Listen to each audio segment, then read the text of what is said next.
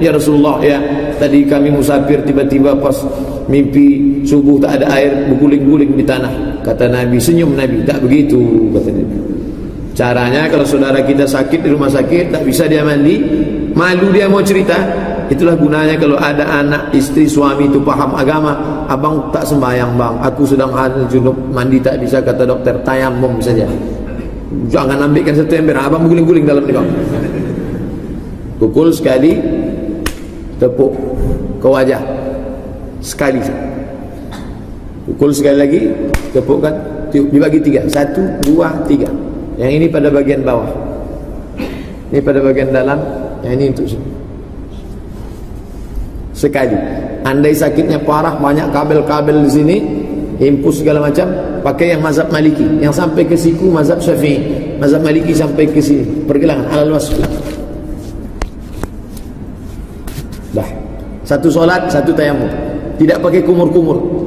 Orang yang sombong, yang angkuh, tak mau membengkokkan tulang belakang. Dia tegak gagah berdiri. Ingat, kau akan mati. Nanti Ustadz, kalau saya tak bisa membengkokkan tulang belakang gimana? Duduk di kursi. Kalau ini sop solat, ini sop. Kursinya di mana? Nah, kursinya gini. Jangan di kursi sini, ngamuk orang belakang. Kursinya sini. Dah. Tegak. Pertama, jangan langsung duduk. Waktu pertama itu tegak. Allahu Akbar. Bismillahirrahmanirrahim. Alhamdulillahi rabbil alamin. Bismillahirrahmanirrahim. Inna a'tainakal kautsar. Fasalli li rabbika wanhar. Inna syani'aka huwal abtar. Allahu Akbar. Kan tak bisa bungkuk? Barulah duduk. Allahu Akbar. Sami Allahu liman hamidah.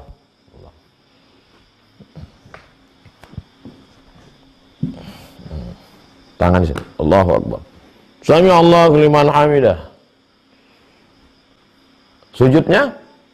Sujud di mana tangan? Apakah di sini? Maka kata ulama, alal rukbataini au alal fakhidaini la alal hawa. Di atas lutut atau di atas paha, bukan di atas angin. Ada orang mau sujud, bukan al hawa. Kalau sakit, lu tangannya waktu sujud itu di atas lutut, alal rukbataini, alal fakhidaini, di atas paha. Allahu Akbar. Tak bisa Pak Ustaz. Tak apa-apa. La yukallifullahu nafsan illa wus'aha. Duduk pun tak bisa juga Pak Ustaz. Jadi bagaimana? Berbaring. Mana arah kiblat? Sana. Maka miringkan badan. Berbaring. Berbaring, miringkan arah ke sana. Miring. Di rumah sakit nanti. Miring. Allahu Akbar. Allah, kasihlah bantal sini pula. Berbaring tak juga bisa menghadap kiblat, terlentang. Terlentang pakai isyarat mata saja. Allahu Akbar. Allahu Akbar. Allahu Akbar. Tak juga bisa, baru kita sembahyangkan. Bapak Ibu boleh ketawa mendengar penjelasan ini. Saya mau menjelaskan sholat tidak gugur walaupun sah. Itu yang mau saya jelaskan. Bagi yang sakit, jamaah rahimani wa rahimakumullah, tetap diwajibkan untuk bersuci, ya, baik itu wudhu. Kalau nggak bisa diwudhukan, misalnya dia nggak bisa berwudhu, nggak bisa berwudhu, maka apa? Sebenarnya dia nggak ada pantangan, ada air, maka diwudhukan. Kalau nggak ada yang memwudhukan, pindah kepada apa? Tayamum.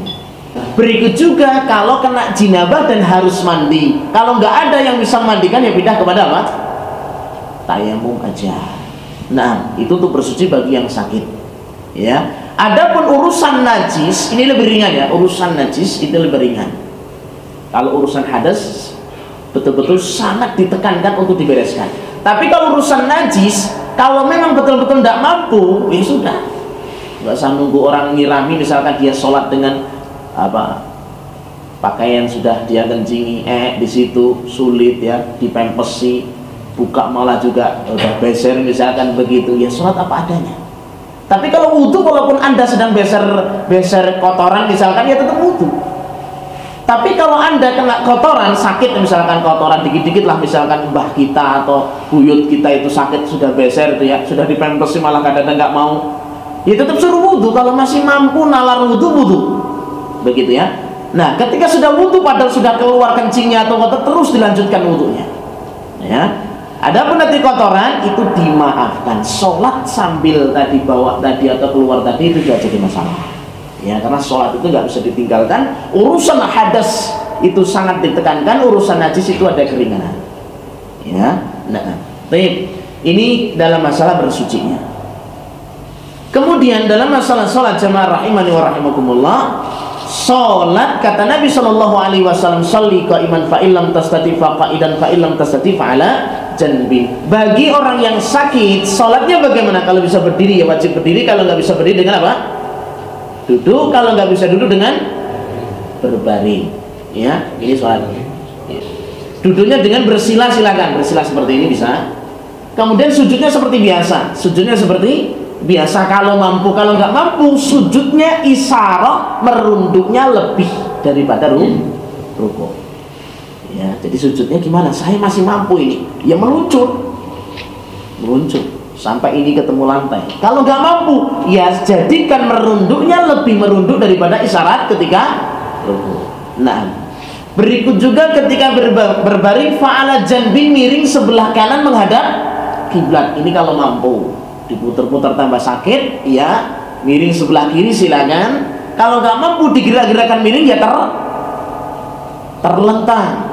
Cukup terlentang, kakinya diarahkan ke kiblat. Kalau nggak mampu diputar-putar ke arah kiblat, ya sholatlah sebagaimana dia itu terletak bagaimana. Ya, nah, dan ketika dalam kondisi seperti ini, sholat, gerakan sholat itu dengan apa? Isyarat dan bacaan. Ya, agak walaupun toh sedang berbaring ya, sujud lebih merunduk dikit, diangkat malah dikit. Kalau nggak mampu angkat malah tambah sakit ini, mempercepat. Ya, maka apa? Ya sholat dengan bacaan dan kedipan mata. Dengan kedipan apa? Mata. Yang pertama lihat ketika merukuk apa ini? Merem ya, memejamkan mata. Sami Allah liman hamid dan buka sambil baca lagi. Kemudian ketika sujud ya, memejamkan mata lagi dan seterusnya. Saya selesai. Nah, kalau nggak bisa lagi memejamkan mata dan membuka mata itu, sholat dengan hatinya. Hatinya juga tidak nyambung ini, gerakan juga tidak bisa lagi, maka sholat. Nah, ketika dia tidak bisa mandi wajib, dia kemudian bertayamum dan melaksanakan sholat pada waktunya. Ya, karena dia uzur tidak bisa melakukan mandi junub atau mandi wajib, maka dia menggantikannya dengan tayamum sebagaimana dalam hadis Ammar ibn Yasir radhiyallahu taala an, wallahu taala alam.